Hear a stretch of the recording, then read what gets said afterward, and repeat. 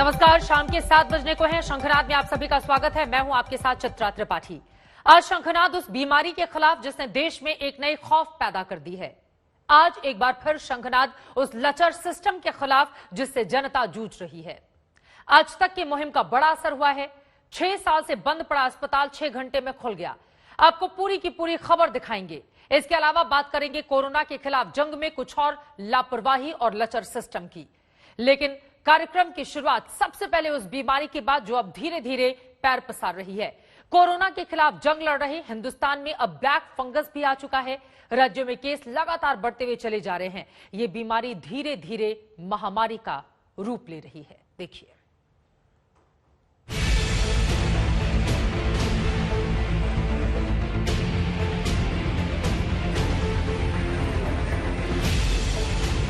इस लड़ाई में अभी इन दिनों ब्लैक फंगस की एक और नई चुनौती भी सामने आई है।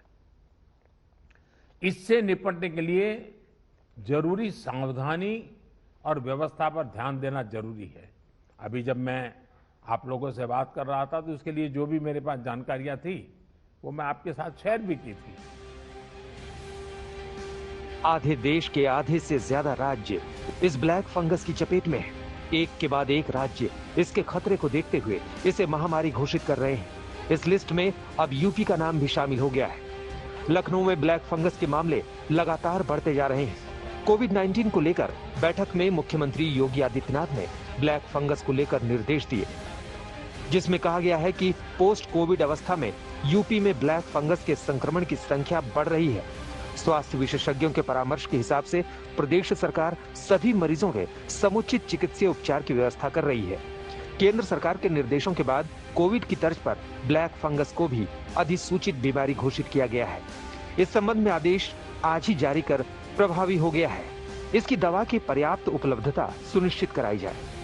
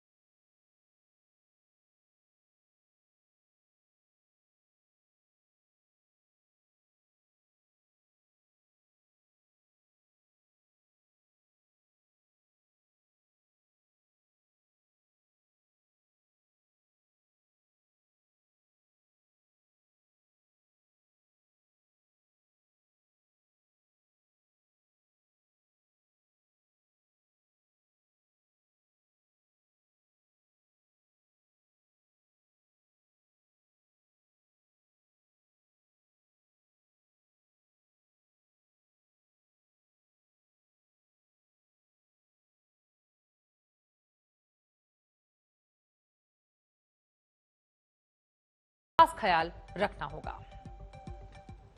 आगे बढ़ते हुए अब बात लाचार सिस्टम के खिलाफ शंखनाद की। आज तक की खबर के उस असर की। कल आज तक ने पूर्णिया में 6 साल से बंद अस्पताल की बदहाली की कहानी बताई थी। सिस्टम के खिलाफ हमारे शंखनाद की मुहिम बड़ा रंग लाई है। 6 साल से बंद पड़ा अस्पताल आज तक में खबर चलने के बाद खोल दिया गया है।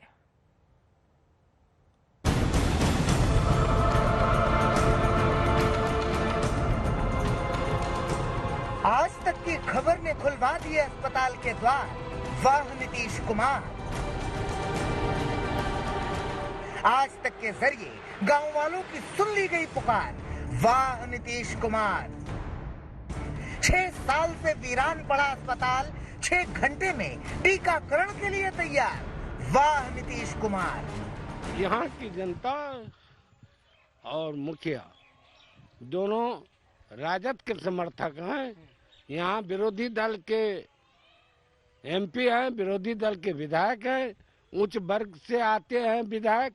और क्या कहते हैं, यहाँ ये पंचायत जो पूर्णतः पिछड़ी जाति के लोग यहाँ है, ये यही समावेश में आकर के इसका उद्घाटन एमपी कर रहे हैं, अन्नो कर रहे हैं विधायक। सबसे पहले तो मैं आज तक के पत्रकार को धन्यवाद देना चाहता हूँ, जिन्होंने इस मामले को उजागर किया। जो 6 वर्षों से हॉस्पिटल मेरा बंद था, इसलिए पहले आज तक को हम धन्यवाद देते हैं कि उनका पूरा समय अच्छे ढंग से बीते। दूसरी बात, आज तक के मीडिया के उछाल पर माननीय मुख्यमंत्री, माननीय सांसद, माननीय विधायक के दबाव में आकर के प्रशासन ने हमारे हॉस्पिटल का उद्घाटन किया। आज तो वाह बनती है, क्योंकि देर से ही सही हुजूर की आंखें तो खुली। देर से ही सही मगर साहब ने नजर उठाकर देखा तो सही। देर से ही सही मगर गलती का एहसास तो हुआ। तो देखिए आप भी, कल यहाँ पशु थे, आज चकाचक है। कल यहाँ अस्पताल के द्वार पर गोबर का अंबार था, आज सब कुछ साफ है। कल यहाँ बांस बल्लियों की कतार थी, आज यहाँ वैक्सीनेशन की शुरुआत हो गई। खोला गया, साफ सफाई का काम किया गया और इसमें कोविड-19 का टीका आज का शुरुआत हुआ। यहाँ लंच हुआ। अपना एसडीओ सर आए हुए थे, बीडीओ सर, सीओ सर, अपना अस्पताल का प्रभारी सर हमारे जेपी पांडे सर, एसएम आई हुई थी। 10 आदमी का यहाँ वैक्सीनेशन किया गया है। यकीन करना मुश्किल होगा आपको, मगर सच यही है कि सिर्फ 6 घंटे में 6 साल से बने इस अस्पताल की किस्मत बहुर गई। जब आज तक ने अपने शो शंखनाद में इसे दिखाया, हमने पूछा था नीतीश सरकार से कि 65 लाख की लागत से बना ये अस्पताल खुला क्यों नहीं, शुरू क्यों नहीं हुआ। खबर के चलने के बाद हलचल शुरू हुई। अहले सुबह सीओ, थाना प्रभारी, प्रखंड के अधिकारी यहाँ पहुँच गए। बिजली की रफ्तार से सफाई कराई गई, फिर हथौड़ा मंगाया गया, अस्पताल के द्वार का ताला तोड़ा गया और अस्पताल को वैक्सीनेशन सेंटर बना दिया गया।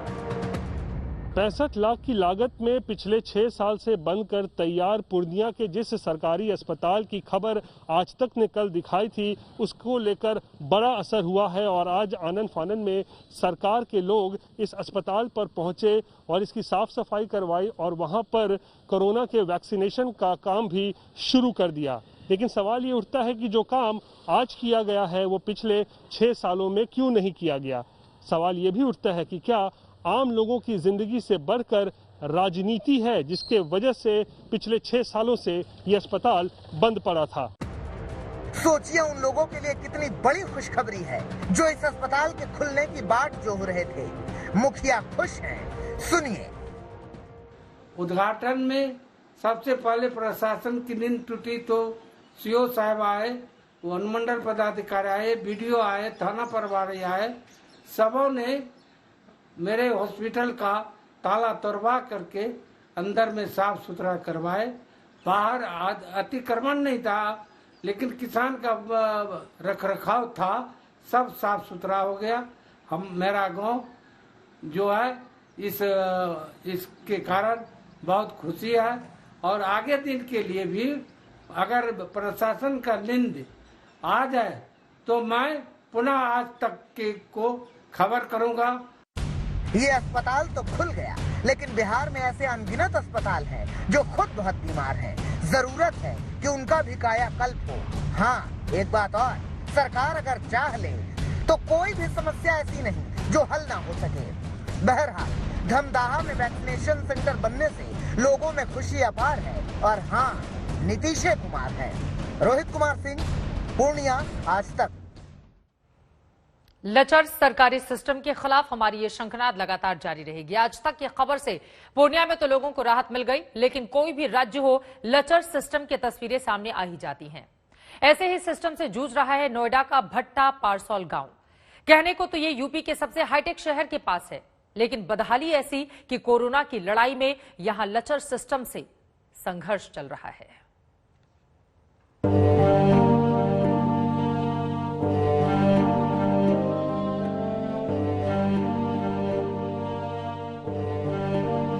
की वजह से रेट गिर गए। उन्होंने बोल दिया कि घर ले जाओ।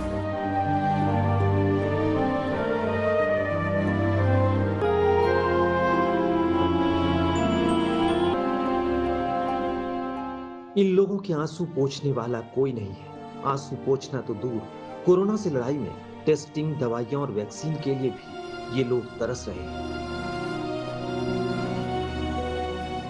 हैरानी इस बात की है कि ये यूपी के दूर दराज का गांव नहीं है। ये भट्टा परसौल है, जो नोएडा की हाईटेक सिटी और देश की राजधानी से महज चंद किलोमीटर दूर है।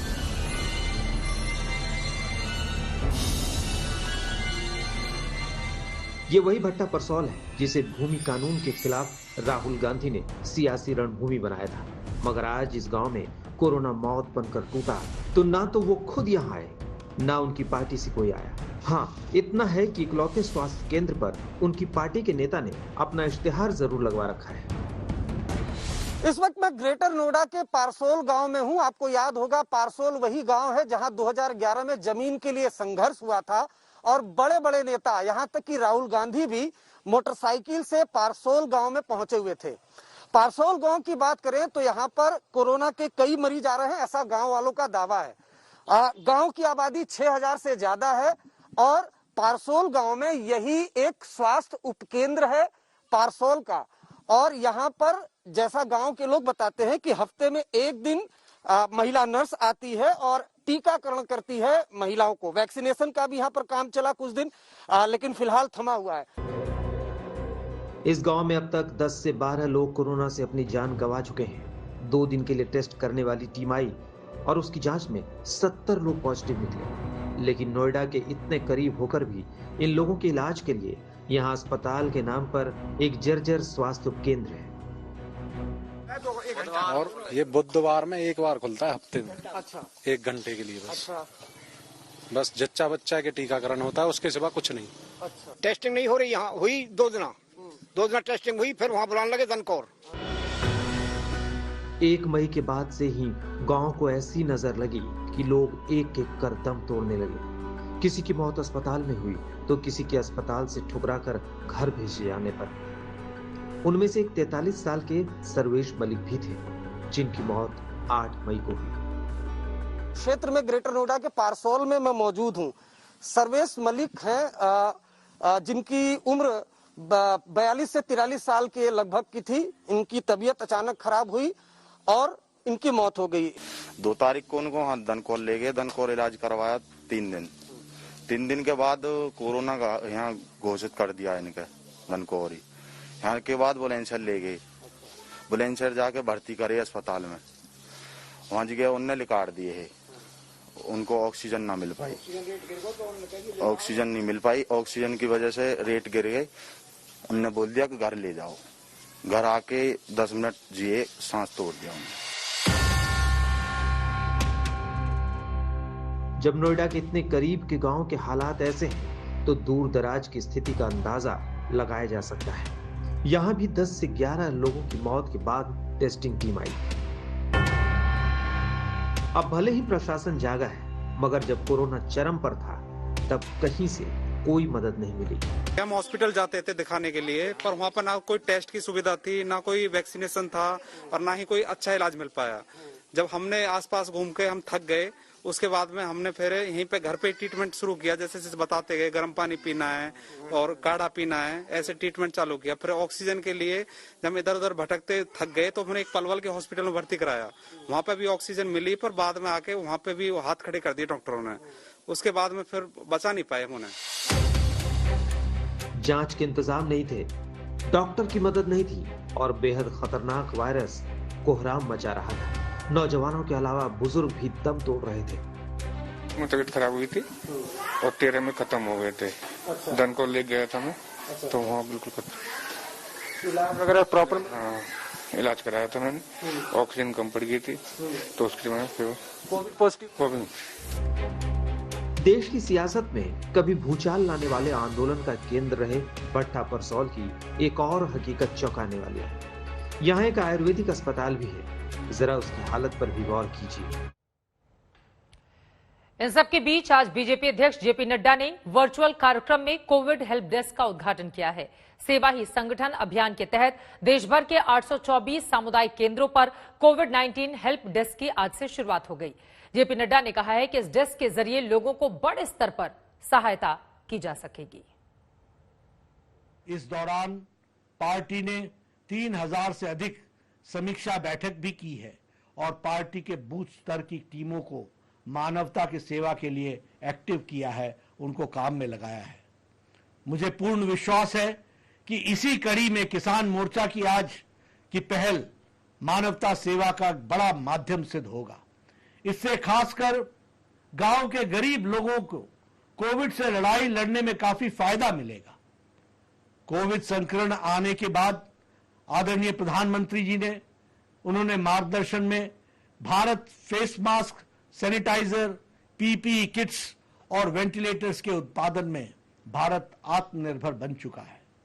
हम जानते हैं कि देश के हर जिले में ऑक्सीजन प्लांट स्थापित करने का उन्होंने योजना बनाई है और इसी को पूरा करने के लिए पीएम केयर्स फंड से मदद ली जा रही है। काबू पाने का वाराणसी मॉडल इन दिनों खूब चर्चा में है। प्रधानमंत्री नरेंद्र मोदी ने खुद इसकी जमकर तारीफ की है। वाराणसी में एक वक्त कोरोना संक्रमण दर 45% से ज्यादा पहुंच गई थी, लेकिन प्रशासन ने रणनीति बनाकर इस पर काबू पा लिया और संक्रमण दर अब 2.2% तक आ पहुंची है। यह हुआ कैसे, उसको बताते हुए हमारी यह रिपोर्ट देखिए।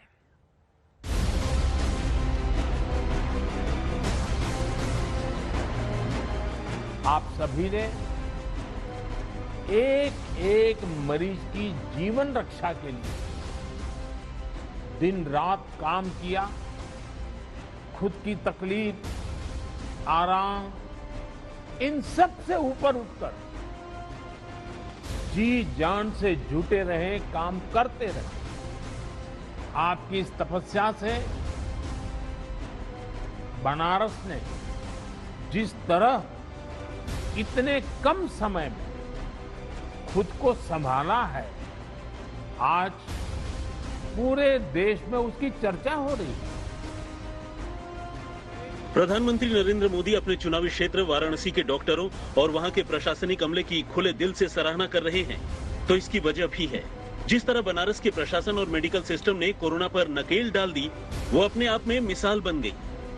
जिस तरह अपनी जान की परवाह न करते हुए डॉक्टरों ने आगे बढ़कर लोगों की जान बचाई, प्रधानमंत्री मोदी उसे याद करके भावुक हो गए।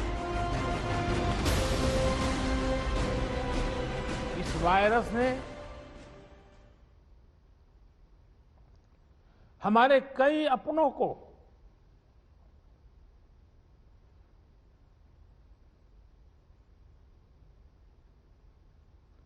हमसे छीना है।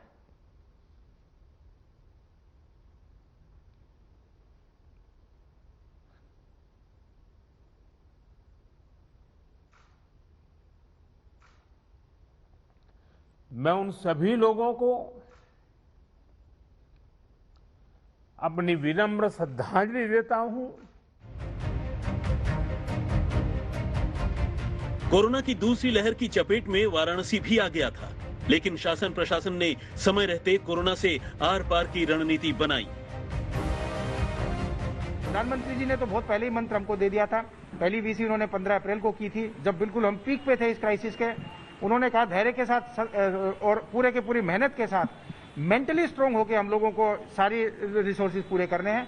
माननीय मुख्यमंत्री जी भी 2 बार यहाँ पे विजिट करके गए और लगभग हर दूसरे दिन उनका निजी फोन आता था और वीडियो कॉन्फ्रेंसिंग को उन्होंने न जाने कितनी की होंगी। उन दोनों लोगों के मार्गदर्शन का परिणाम ये हुआ कि हमने हार नहीं मानी। वाराणसी के प्रशासन ने कोरोना की टेस्टिंग, ट्रैकिंग और ट्रीट मूल मंत्र अपनाया। टेस्टिंग के लिए 100 टीमें बनाकर रोजाना 8000 से 9000 तक सैंपल कलेक्ट किए गए। जल्द नतीजों के लिए आरएनए एक्सट्रेटर मशीन भी मंगाई गई। सबसे ज्यादा संक्रमण वाले 76 गांवों को चुना गया, वहां दवाएं बांटी गई। ग्रामीण और शहरी क्षेत्रों को मिलाकर 72,000 परिवारों तक दवाएं पहुंचाई गई। Covid command and control centre पर 400 अधिकारियों और कर्मचारियों की तैनाती की गई। जिले में एम्बुलेंस का रिस्पांस टाइम घटाकर 8 से 10 मिनट कर दिया गया। ऑक्सीजन की जरूरत बढ़ी तो फौरन उसकी उपलब्धता भी बढ़ाई गई। मैं कहना चाहूंगा गर्व के साथ कि सारे लोग एकजुट होकर इस कार्य को ना लगते तो 1 माह में ये असंभव वाला कार्य था कि 1 माह में 700 से बढ़ा के 3000 बेड कर दिए जाएं और 1 माह में ऑक्सीजन की रिक्वायरमेंट इतनी पूर्ति कर दी जाए कि जितनी आवश्यकता हो, चाहे घरों में, अस्पतालों में, वहां पूर्ति होती रहे। 1 माह में रेमडेसिविर की जितनी जरूरत हो वो पूर्ति हो जाए। डॉक्सीसाइक्लिन हो, अजिथ्रोमाइसिन हो, आइवरमेक्टिन हो, ये लाखों की तादाद में जो पूरे यूपी में व्यवस्था की जाती है और करोड़ों गोलियां चाहिए होती है इनको। वाराणसी में 1,30,000 लोगों को मेडिसिन किट हम बांट चुके हैं। कोरोना की दूसरी लहर जब रफ्तार पकड़ रही थी, तभी प्रशासन ने वाराणसी के व्यापारियों की बैठक बुलाई। व्यापारी दुकानें बंद करने पर राजी हो गए। दुकानें बंद हुई तो भीड़ कम होने लगी। प्रशासन को कोरोना महामारी पर लगाम लगाने का मौका मिल गया। 10 अप्रैल को वाराणसी में कोरोना की पॉजिटिविटी रेट 45.9% पर पहुंच गई थी। 20 अप्रैल को संक्रमण दर 31.1% पर पहुंच गई। 30 अप्रैल को कोरोना की संक्रमण दर 23.6% थी। इसके बाद संक्रमण दर लगातार कम होती गई। 15 मई को संक्रमण दर 5.3% पर पहुंच गई, तो 20 मई को संक्रमण दर घटकर महज 2.2% रह गई। यानी महीने भर में कोरोना संक्रमण दर 31% से घटकर 2.2% पर पहुंच गई। काफी कुछ नियंत्रण वाराणसी में कोविड का हो गया है और जो हम स्टैटिस्टिक्स देखते हैं और उससे कंपेयर करते हैं तो जो पॉजिटिविटी रेट एक बार 40% से ऊपर पहुंच गई थी वो अब 3% के आसपास आ गई है। जो पॉजिटिव केसेस लगभग 2700 पर डे आया करते थे वो अब 200-250 के आसपास आ गए हैं। जो हमारे टोटल हमारे पेशेंट्स एक्टिव जो एक बार में 25-26 हजार हो गए थे वो अब घट के 6,000 रह गए हैं। तो कुल मिला के जो इम्प्रूवमेंट हुआ है उससे तो लग ही रहा है कि सेकेंड वेव काफी नियंत्रित हो गई है और धीरे धीरे इसका असर और भी आने वाले 15 दिन में कम हो जाएगा। वाराणसी में प्रशासन ने चौतरफा मोर्चा संभाला था। पहले तो सड़कों पर भीड़ कम की, टेस्टिंग बढ़ाई, अत्याधुनिक कोविड कमांड कंट्रोल सिस्टम से हर संक्रमित तक प्रशासन की पहुंच बनी, लोगों को सही वक्त से दवा मिली और कोरोना काबू में आ गया। रोशन जायसवाल के साथ कुमार अभिषेक, वाराणसी आज तक। कोरोना को काबू में करने के लिए वाराणसी के सिगरा में high tech covid command and control centre बना दिया गया, जहां से 24 घंटे शहर में कोरोना के घटते बढ़ते केसों की मॉनिटरिंग शुरू हो गई। अस्पतालों में मौजूद बेड से लेकर पूरे शहर के ट्रैफिक की भी मॉनिटरिंग यहीं से शुरू हुई। और इतना ही नहीं, 24 घंटे टेली मेडिसिन की सुविधा भी यहां पर शुरू की गई।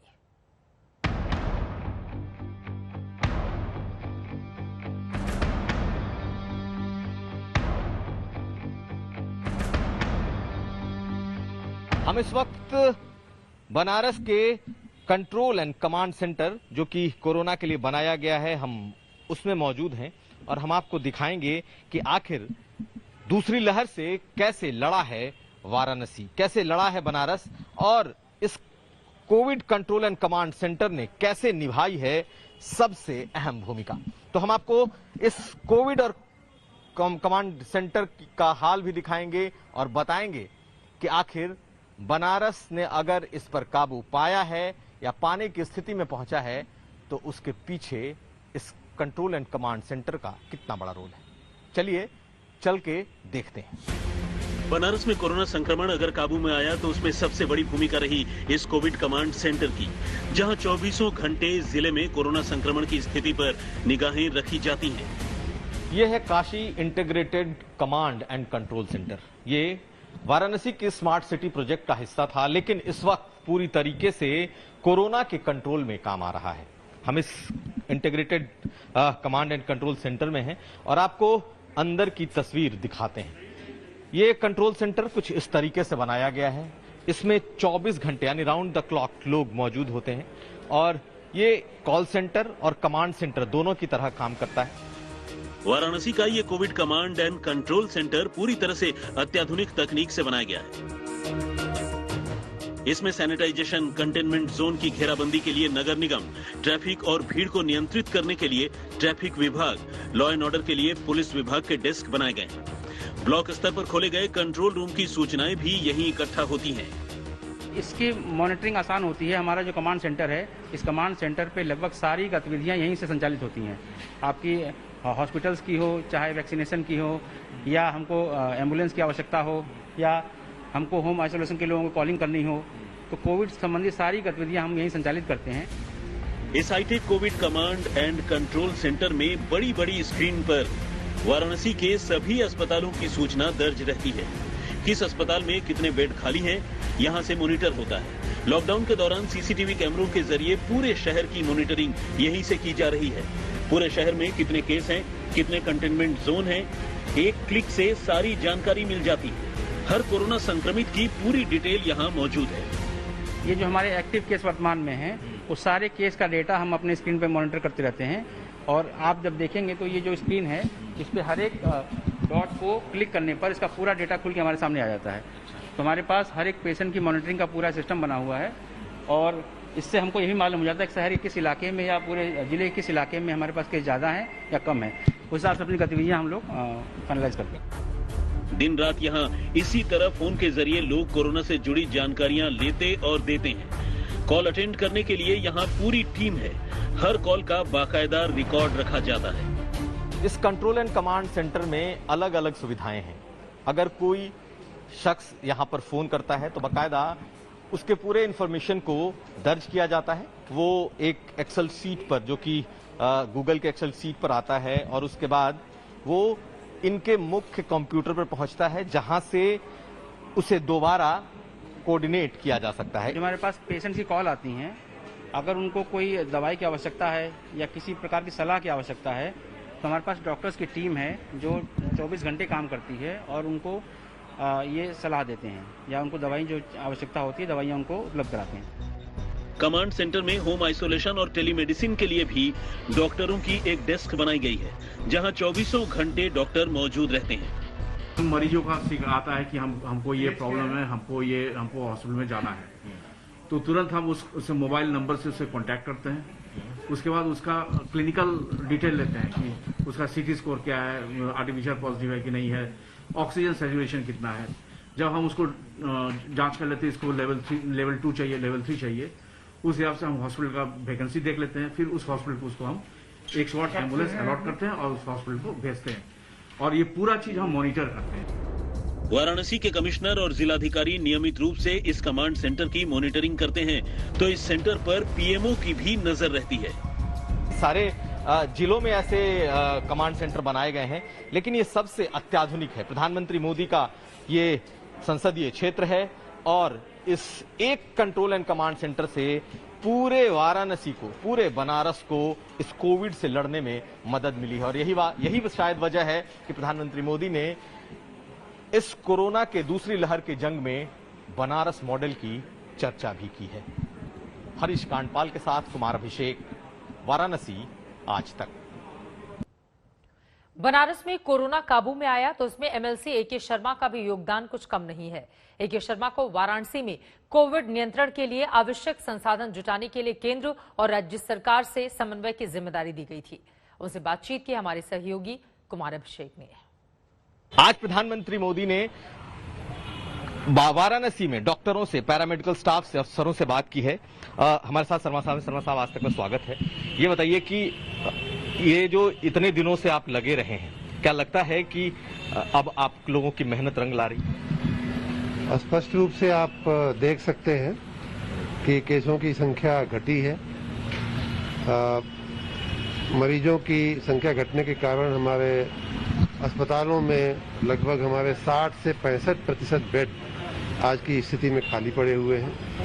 अब हम लोग उन खाली बेड्स की जानकारी वाराणसी में जो डिजिटल प्लेटफॉर्म के जो पब्लिसिटी के लिए जो प्लेटफॉर्म्स बने हुए हैं, डिजिटल जो स्क्रीन्स बने हुए हैं, वहाँ भी देना शुरू किया है। कल शाम से शुरू किया है, तो स्थिति काफ़ी अच्छी हो गई है।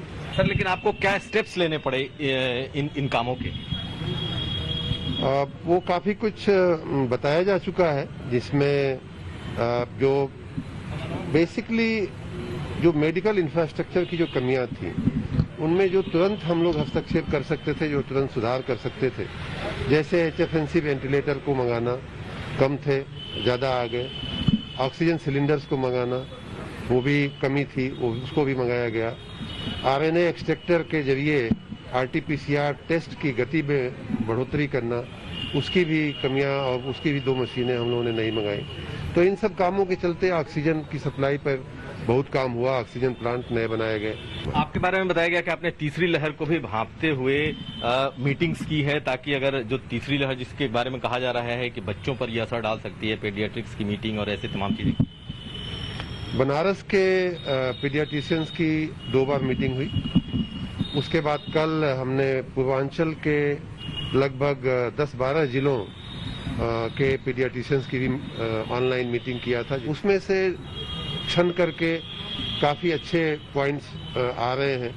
कुछ हमें करने हैं, कुछ उनको करने हैं। जैसे सर एक आध जैसे पहली बात तो ये कि हम जिलों में पूर्वांचल के जो छोटे जिले हैं, उनमें क्या हम एक किसी सामुदायिक आरोग्य स्वास्थ्य केंद्र को चिन्हित कर सकते हैं, जो बच्चों के लिए एक स्पेशलिटी के रूप में डेवलप किया जा सके। आपके इस बनारस मॉडल के बारे में बड़ी चर्चा की गई, प्रधानमंत्री ने खुद उसकी तारीफ भी की है गुजरात में। मैं प्रधानमंत्री जी का खूब खूब धन्यवाद करता हूं। और सच पूछिए तो यहाँ जो भी हुआ है, उनके निरंतर मार्गदर्शन, निरंतर आशीर्वाद से हुआ है, उनकी निरंतर कृपा से हुआ है, उनके ऑफिस के कार्यालय के निरंतर सहयोग से हुआ है। वाराणसी में तो स्थिति में काफी ज्यादा सुधार हुआ है। उम्मीद यही कि बाकी हिस्सों से भी इसी तरह की खबरें सामने आए। आगे बढ़ते हुए अब बात पर्यावरण बचाने के लिए चिपको आंदोलन की शुरुआत करने वाले पर्यावरणविद सुंदरलाल बहुगुणा की, जिनका निधन हो गया। 93 साल के सुंदरलाल बहुगुणा कोरोना से संक्रमित थे। 8 मई को उन्हें ऋषिकेश के एम्स में भर्ती करवाया गया था। अस्पताल में ही आज उनकी सांसें थम गई। मुख्यमंत्री योगी आदित्यनाथ इस वक्त कुछ बोल रहे हैं, सीधे रुख करते हैं। और आज प्रदेश ऑक्सीजन की डिमांड के अनुसार सप्लाई कर रहा है। सरप्लस ऑक्सीजन वर्तमान में हमारे पास मौजूद है, लेकिन फ्यूचर की आवश्यकता को ध्यान में रखते हुए 300 से अधिक ऑक्सीजन प्लांट वर्तमान में प्रदेश के अलग अलग जनपदों में हम लोगों ने लगाने की कार्रवाई प्रारंभ की है। और लखनऊ में 19 ऑक्सीजन के लिए लखनऊ में प्रपोज किए गए हैं।